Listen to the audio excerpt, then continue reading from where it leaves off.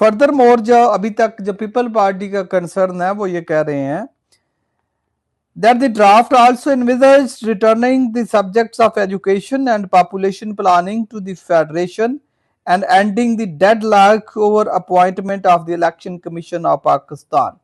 हाँ, election commission of Pakistan की appointment के बारे में अगर कोई इशू आता है तो कॉन्स्टिट्यूशन में जो प्रोविजंस अवेलेबल नहीं है या तरीकाकार जो प्रॉपर नहीं है उसको स्मूथ किया जाएगा, इवन किया जाएगा।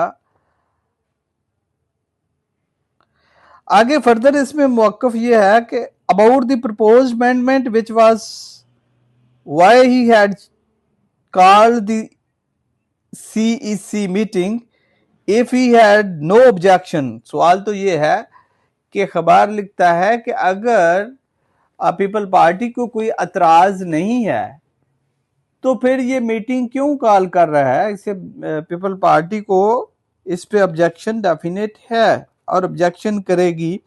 ही would have given a green signal to the prime minister right way, straight forward वो प्राइम मिनिस्टर को कहते कि ओके अगर अमेंडमेंट है 27th अमेंडमेंट लानी है तो ले आए। The leader said political observers believe the PP may initially resist the amendment but could eventually agree on basis of political give and take, possibly including known support for the formation of new governments in Azad Jammu and Kashmir. अभी हमने देखा कि आज़ाद Jammu and Kashmir में vote of no confidence के through remove किया गया prime minister को, incumbent prime minister को। देर आफ्टर नून लीग ने पीपल्स पार्टी का प्राइम मिनिस्टर लाने के लिए उसकी सपोर्ट की और देन वो अपोजिशन बेंचेस पे बैठ गए। तो ये थी एक पावर शेयरिंग।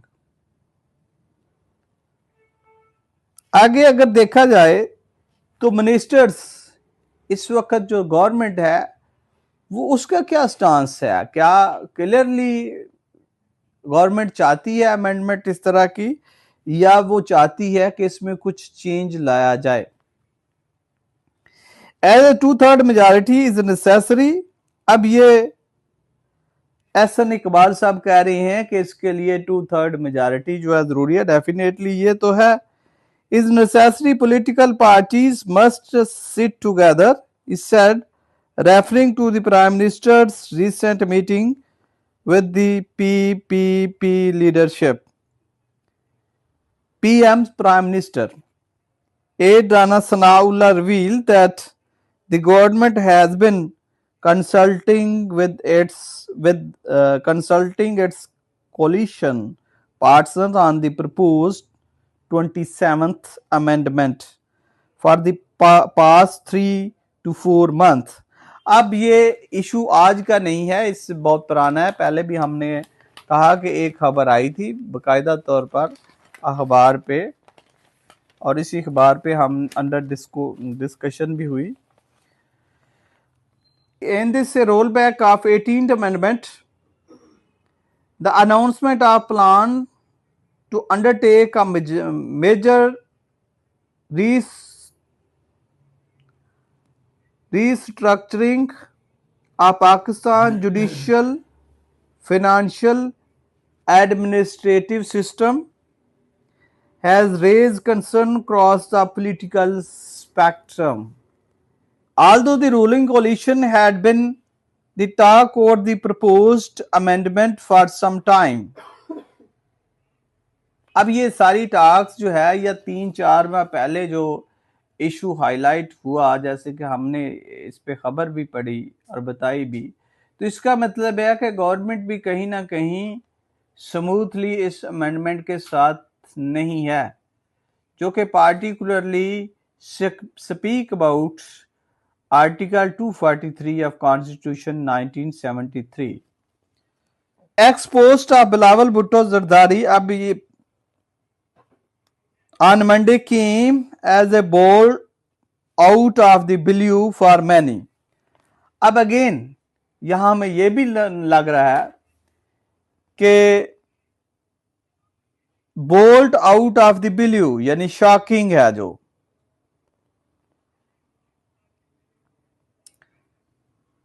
बिलावल भुट्टो की स्टेटमेंट इस हवाले से शॉकिंग है। The list of areas the propose amendment would address is extensive. हाँ, ये है एक्सटेंसिव। इस अमेंडमेंट को भी ट्रिम करने की कोशिश की जाएगी। एज सच जैसे भी एक अमेंडमेंट का जो ड्राफ्ट है वो तैयार हुआ है, तो इसमें पॉलिटिकल पार्टीज डेफिनेटली रेजिस्ट करेंगी और इसमें चेंज करवाने की कोशिश करेंगी। आगे इसमें एरिया कौन सा? It include the establishment of federal constitutional court, revival of the executive magistrate, transfer of high court जज, removal of protection from the share of province in the divisible pool। ये भी है कि जो प्रोविंस का share बनता था उसको क्या किया जाएगा, उस तकसीम के बारे में भी उसको खत्म किया जाएगा। Change to article 243 of Constitution 1973 which covers the appointment of service chief। Already हमने देखा इसे कि ये जो आर्टिकल की बात हो रही है इसमें काफी सारा अबहाम भी है और पॉलिटिकल पार्टी के तहफ़्फ़ुज़ात भी हैं। अब देखिए कि इसको लिंगर ऑन करते हैं अमेंडमेंट को या कि इस अमेंडमेंट को अप्रूव करते हैं और किस हद तक कौन सी पार्टी रेजिस्ट करती है। This has to potential to upend the political and administrative structure of the country। अब ये अमेंडमेंट जो बात हो रही है ना, क्या कह रहा है, अखबार लिख रहा है कि ये पूरा पॉलिटिकल सेटअप जो है इसको उल्ट कर देगी, इस सारे सिस्टम को ओवरटर्न कर देगी। The ruling PMLN has dangles many a carrot in front of the PPP। ये भी एडीएम है, dangle many a carat.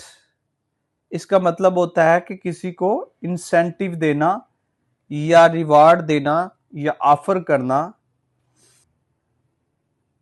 Most notably the setting up of a federal constitutional court, a long-standing PPP demand withdrawn during 26th Amendment negotiation only after the government agreed to set up a constitutional bench within the Supreme Court। अब people party इस पे अपना एक और कुछ तहफ़्फ़ुज़ात show कर रही है, जो कि जिसकी बाबत अखबार इस तरह लिखता है। इस पीपल पार्टी क्या कह रही है, जरदारी भुट्टो कह रहे हैं कि इस party risk losing legitimacy and public support especially in its Sindh stronghold. कि सिंध में जो पीपल पार्टी की मेन सपोर्ट है वो कम हो जाएगी। Sindhi nationalist, civil society activist, intellectual will strongly oppose the likely reversal of protection for the province's share in NFC and the return of two important departments to the federal government। People party का ये भी तहफ़्फ़ुज़ है कि ये roll back है 18 amendment का। This is complete roll back of 18 amendment, यानी 18 amendment constitutional 18 amendment को टोटल खत्म किया जाएगा। Once the constitutional safeguard ensuring the provinces. अब 18 अमेंडमेंट थी क्या? कि ये सूबों को तहफ़्फ़ुज़ था किसकी बाबत, ensuring the provinces share from the NFC is revoked, we will be back to square one. अब वो कहते हैं कि अगर 18 अमेंडमेंट का कवर खत्म हो गया तो हम वापस 0 पॉइंट पे चले जाएंगे। बैक टू स्क्वायर वन, इसका मतलब होता है कि आगाज पे दोबारा शुरू करना, return to starting point. This safeguard was introduced precisely to prevent any future dictator।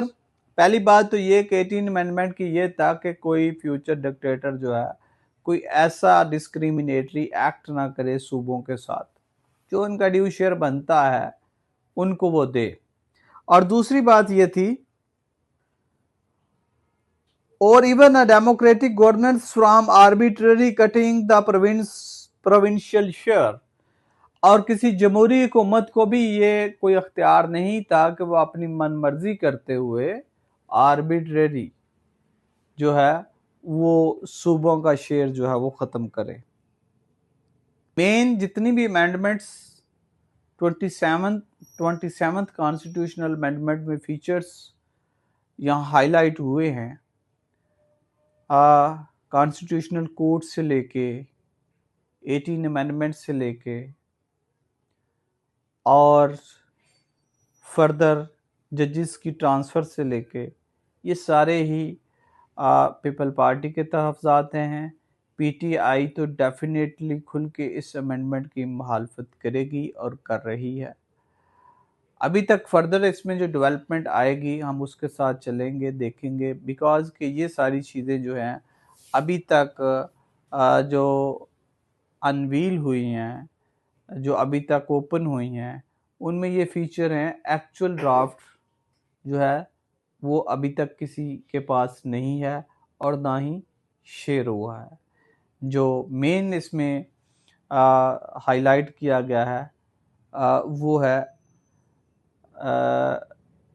Article 243 of the constitution 1973।